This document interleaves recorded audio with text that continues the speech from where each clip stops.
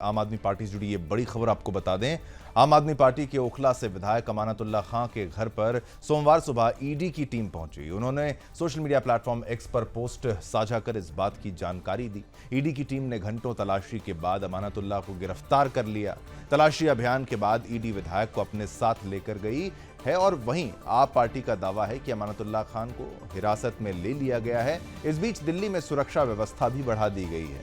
ED कार्यालय के आसपास स्थित सभी मार्गों को बंद कर दिया गया है। इस गिरफ्तारी पर आप विधायक अमानतुल्लाह खान ने ये कहा कि ईडी के लोग मेरे आवास पर सर्च वारंट के नाम पर मुझे अरेस्ट करने आए हैं। सर्च वारंट के नाम पर उनका उद्देश्य केवल मुझे गिरफ्तार करना है। मुझे ही नहीं, मेरी पूरी पार्टी को तंग किया जा रहा है। उनका मकसद है केवल मुझे और मेरी पार्टी को तोड़ना।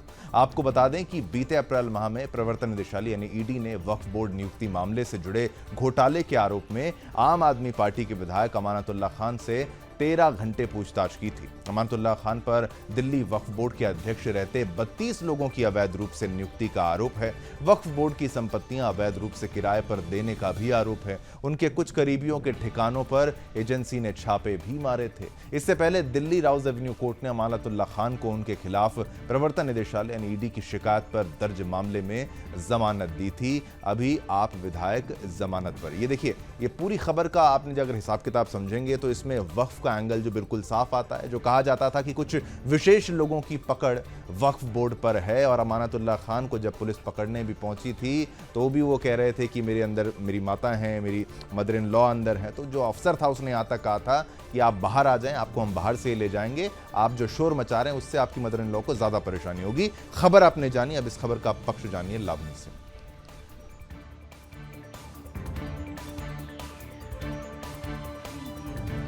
धन्यवाद। आइए अब इस खबर के पक्ष की तरफ चलते हैं। आप विधायक अमानतुल्लाह खान के घर पर ईडी की तलाशी पर दिल्ली के मंत्री सौरभ भारद्वाज की प्रतिक्रिया आई है।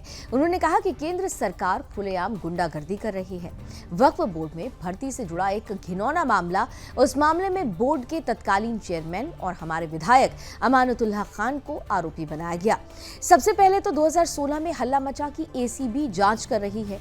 एसीबी यानी एंटी क्राइम ब्यूरो की बात हो रही है, उनसे पूछताछ की गई और उन्हें गिरफ्तार भी किया गया। फिर उसी एसीबी मामले की कोर्ट में धज्जियां उड़ गई जब कोर्ट ने उन्हें जमानत दे दी और कहा कि आपके मामले में ऐसा कोई आरोप है ही नहीं कि पैसे के लेन देन के आधार पर किसी को नौकरी दी गई। तो अब उसी मामले में तीसरी एजेंसी कैसे आ गई है? ईडी ने छापा मारा और पूछताछ की। आपको याद होगा कि रात के 11:30 बजे तक पूछताछ चल रही थी।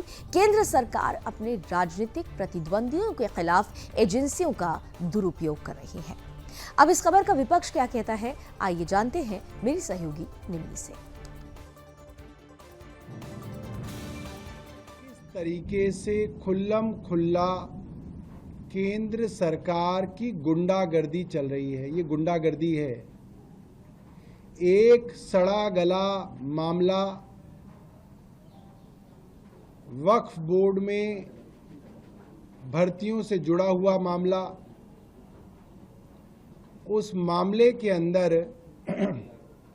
वक्फ बोर्ड के उस समय के चेयरमैन और हमारे विधायक अमानतुल्लाह खान साहब को आरोपी बनाना, पहले शोर मचाना 2016 में कि एसीबी जांच कर रही है। एसीबी ने पूछताछ की, एसीबी ने गिरफ्तार भी किया और फिर उसी एसीबी के मामले के परखच्चे कोर्ट में उड़ गए जब कोर्ट ने उसको जमानत दी और कहा कि आपके इस मामले में कहीं पे भी ये आरोप नहीं लग रहा कि पैसे के लेन देन के आधार पे किसी को नौकरी दी गई।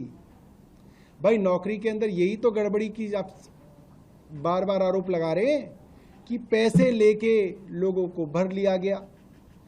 और एसीबी के मामले में कोर्ट ने साफ साफ कहा कि ऐसा तो कोई सबूत है ही नहीं, कोई ऐसा मामला ही नहीं है कि कहीं पे भी इल्लीगल ग्रेटिफिकेशन हुआ हो।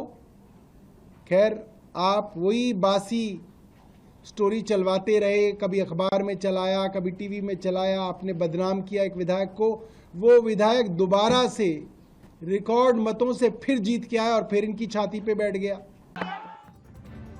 अब देखिए, इस पूरे खबर पर विपक्ष का क्या कहना है ये आपको बताते हैं। इस गिरफ्तारी पर दिल्ली बीजेपी अध्यक्ष वीरेंद्र सचदेवा का भी बयान सामने आया। उन्होंने कहा है कि आम आदमी पार्टी में एक लंबी जमात अपराधी और भ्रष्टाचारियों की है और जब इन पर कार्रवाई होती है तो ये लोग चिल्लाने लगते हैं। तो देखिए यहाँ पर बीजेपी सीधा आप पार्टी पर हमला करते हुए ये कह रही है कि जितने भी अपराधी और भ्रष्टाचारी हैं वो सभी आम आदमी पार्टी में शामिल हैं, क्योंकि इससे पहले भी शराब नीति मामले में मनीष सिसोदिया से लेकर खुद आम आदमी पार्टी और दिल्ली के मुख्यमंत्री केजरीवाल पर भी आरोप लगाए गए और अब ये जो आरोप है अब अमानतुल्लाह पर भी लगाया जा रहा है, जो कि आम आदमी पार्टी के विधायक हैं। और यहाँ पर उन पर एक आरोप नहीं बल्कि वक्फ बोर्ड को लेकर सरेआम 3 आरोप लगाए जा रहे हैं, क्योंकि यहाँ पर कहा जा रहा है कि 32 लोगों की उन्होंने गैर तरीके से उनकी ज्वाइनिंग कराई है, उनकी भर्ती कराई है। इसके अलावा उन्होंने वक्फ बोर्ड की संपत्ति को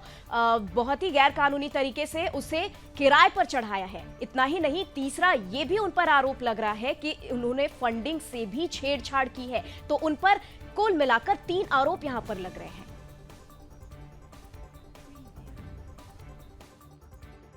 आम आदमी पार्टी में एक लंबी जमात अपराधियों और भ्रष्टाचारियों की है और जब उन पर कानून कार्रवाई करता है तो ये चिल्लाने लगते हैं। दिल्ली वक्फ बोर्ड जैसी संस्था में भ्रष्टाचार करने वाले, गबन करने वाले अमानतुल्लाह खां, जो गाहे बगाहे अपनी गुंडई के लिए चर्चा में भी रहते हैं, आज जब जांच एजेंसी अपनी कार्रवाई कर रही है तो अब देखिए चारों तरफ हो हल्ला। अरे अगर आपने चोरी की है, अपराध किया है तो आपको उसका जवाब देना पड़ेगा। क्यों? क्योंकि इस देश में कानून का शासन है और कानून मियां सबके लिए बराबर है। तो ये जो आम आदमी पार्टी कह रही है कि भाई ये फंसाया जा रहा है, कोई निर्दोष हैं, इनके ऊपर 18 FIR हैं। आप सोचिए, हिस्ट्री शीटर कहा जाता है। 2016 में भी ये एक महिला को धमकी देने के चक्कर में भी अरेस्ट हो चुके हैं और एक हैबिचुअल, एक क्रिमिनल के रूप में अमानतुल्लाह खान को आप समझिए दंगे भी करा चुके हैं।